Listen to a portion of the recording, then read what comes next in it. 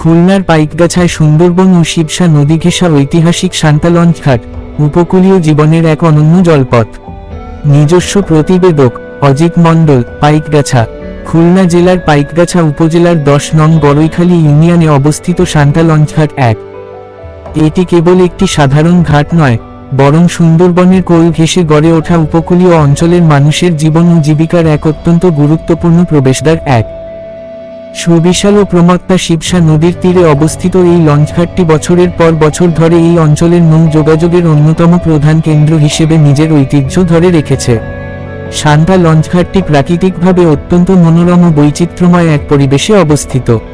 এর একদিকে বয়ে চলেছে শিবসা নদীর বিশাল জলধারা, আর অন্যদিকে দিগন্তে দাঁড়িয়ে আছে বিশ্বের বৃহত্তম ম্যানগ্রোভ বন সুন্দরবন। নদীর শান্ত হাওয়া আর বনের সবুজ শ্যামলতা এই ঘাট এলাকায় এক মোহনীয় পরিবেশের সৃষ্টি করে। প্রাত্যহিক যাতায়াতের পাশাপাশি প্রতিদিন বহু মানুষ এখানকার প্রাকৃতিক সৌন্দর্য উপভোগ করতে ছুটে আসেন।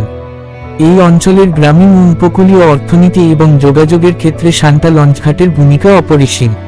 এই নদীপথ ব্যবহার করে প্রতিদিন খুলনা টু কুড়িকাহুনিয়া রুটে নিয়মিত লঞ্চ চলাচল করে। শুধু তাই নয়, শিবসা নদীর এই রুটটি ব্যবহার করে প্রতিদিন হাজার হাজার মানুষ খুলনা, চালনা, ঢাকব, বটবুনিয়া, কয়রা এবং বানিয়াখালী সহ বিভিন্ন দূরবর্তী এলাকায় অত্যন্ত সহজে ও সাশ্রয়ী মূল্যে যাতায়াত করেন। সড়কপথের চেয়ে এই অঞ্চলের মানুষের কাছে নদীপথের যাত্রা অনেক বেশি আরামদায়ক ও ঐতিহ্যগতভাবে পছন্দের। স্থানীয় ব্যবসা বাণিজ্য সম্প্রসারণ এবং সুন্দরবনের ওপর নির্ভরশীল বনজীবী যেমন বাওয়ালি ও মুয়ালদের যাতায়াতে এই ঘাটটি বড় অবদান রাখছে। প্রতিদিন সকাল থেকে সন্ধ্যা পর্যন্ত লঞ্চের সাইরেন, যাত্রীদের কোলাহল আর মাঝিমাল্লাদের কর্মব্যস্ততায় মুখরিত থাকে সান্তা লঞ্চঘাট। শিবসা নদীর জোয়ার ভাটার খেলা আর সুন্দরবনের নৈকট্য এই ঘাটটিকে খুলনা জেলার অন্যতম দর্শনীয় ও গুরুত্বপূর্ণ একটি নৌ বন্দরে পরিণত করেছে।